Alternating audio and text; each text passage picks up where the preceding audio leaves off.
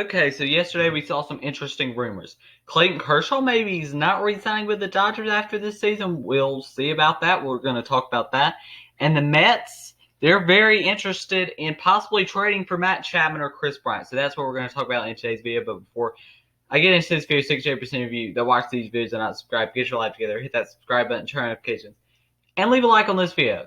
Here's why you should subscribe to this channel. There's great baseball content nearly daily on this channel.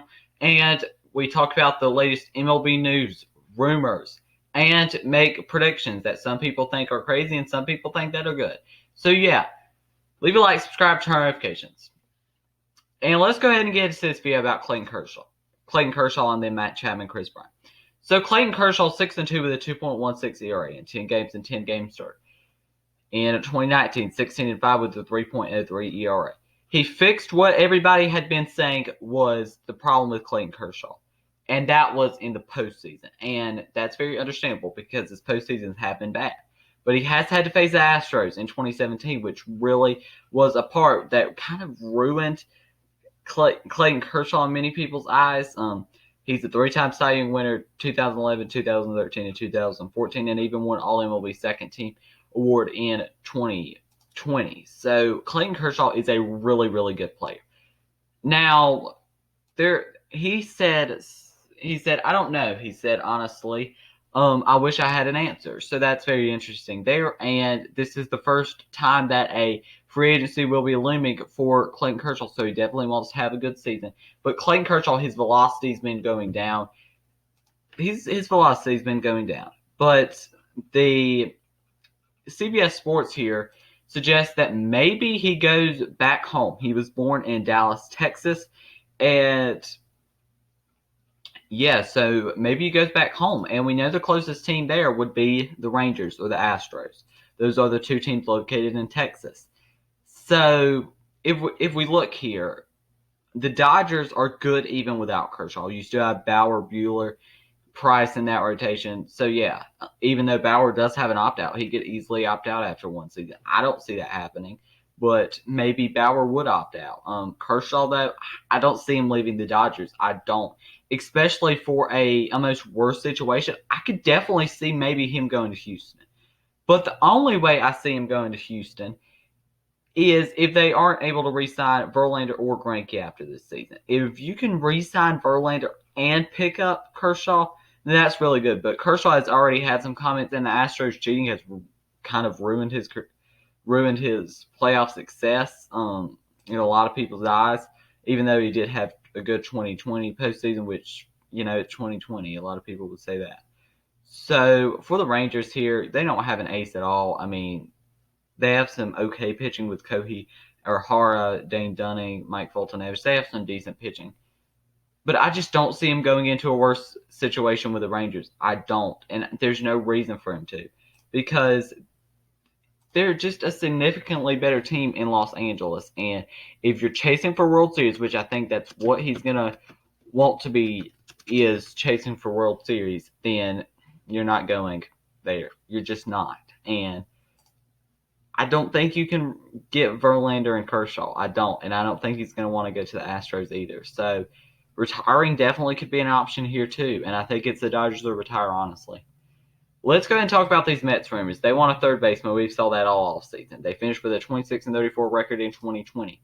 And this team has been looking for a third baseman all off season. And the third baseman is probably their biggest need in the lineup, honestly. They've got Nemo, McNeil, Lindor, Conforto, Alonso, Dominic Smith, James McCann. They've got a lot of good players there. But a Matt Chapman or Kris Bryant would be huge for this team. Matt Chapman, 10 home runs, 25 RBIs, and a 232 batting average overall in his MLB career. He's had a 255 average with 84 home runs and 224 RBIs. 2019, 36 home runs, 91 RBIs, and a 249 batting average. Matt Chapman here, he is a really, really good player. And one thing that differs Matt Chapman and Kris Bryant here is nothing but contracts.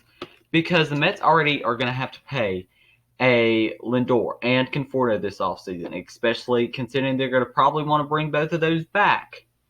Kris Bryant only has one more year on his contract, and he's going to be wanting a huge contract, which is understandable. Who is the better third baseman, in my opinion, a Kris Bryant or a Matt Chapman? and it's Kris Bryant. I think Kris Bryant is a slightly better third baseman.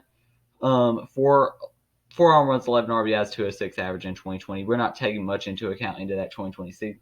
A lot of people had a down 2020. Overall in his MLB career, 142 home runs, 414 RBIs, and 280 batting average. So for the Mets here, I think if Matt Chapman's available, then you've got to go Matt Chapman here. I don't see a way that you don't go Matt Chapman here. He's got more years on his contract, and that's really what you should be looking for. But I don't think Matt Chapman's going to be available. There's no reason for him to be available because for this Oakland A's team, they still have a solid roster with Elvis Andrus, who they picked up.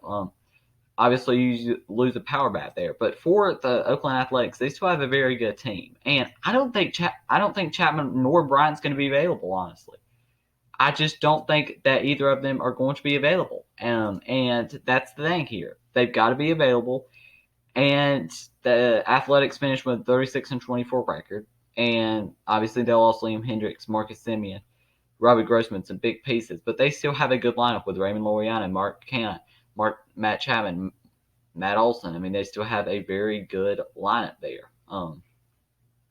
Their pitching's still decent too. And AJ Puck hasn't even made his major league debut. So for this A's team, I don't see them, unless for some reason they are struggling really big time, then I could see maybe the A's moving on from a Chapman at the trade deadline. I don't see it happening then. And for the Cubs here, I've said this multiple times on the channel, but I don't think they're moving on from Bryant this offseason. I think it will be at the trade deadline.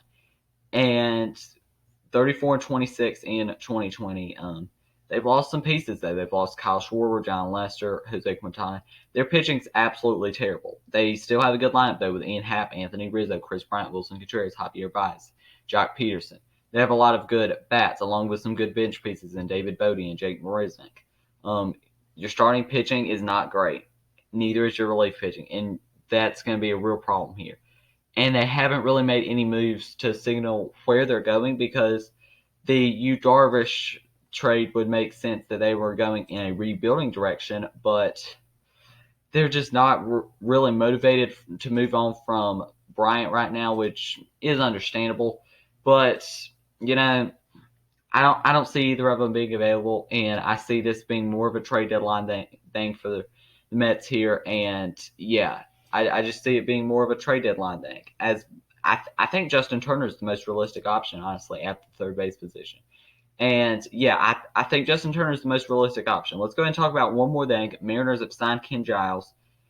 I talked all offseason about Ken Giles, and I thought that he was going to be a very good pickup for whoever team could get him. He did undergo Tommy John surgery in October, which means he's unlikely to pitch at any point in 2021. That's why he got a 2-year deal from the Mariners. But he has had some solid seasons, and, yeah. So he's had some solid seasons. Ken Giles, though, could be a good pickup for this Mariners team once he is healthy in 2021. We've also got Jonathan Villar going to the New York Mets. That's a solid bench move for them. And if Jonathan Villar can return to his 2019 self, then that will be a good pickup. We've also got Brad Miller returning to the Phillies. Brad Miller, he is a good role player. Yeah, not much to be said there. But overall, I don't think the Mets are getting I just don't think the Mets will be getting a Matt Chapman or Kris Bryant this offseason. I think they will get Justin Turner, though. So, yeah, I just don't see Matt Chapman or Kris Bryant being available really this offseason. And it really wouldn't make sense, honestly. So, yeah. That's going to be the end of this video. If you enjoyed it, make sure you leave a like, subscribe, turn notifications because 68% of you that watch these videos are not subscribed. Get your life together. Hit that subscribe button, turn notifications, leave a like. And I think for Clayton Kershaw, it's going to be Dodgers to retire, honestly, because that's his best chance to compete for a World Series. For what teams, and maybe he goes to the Angels. That would be fun, but maybe not. So, yeah, that's going to be the end of this video. Leave a like, subscribe, turn notifications. Thank you for watching, and peace.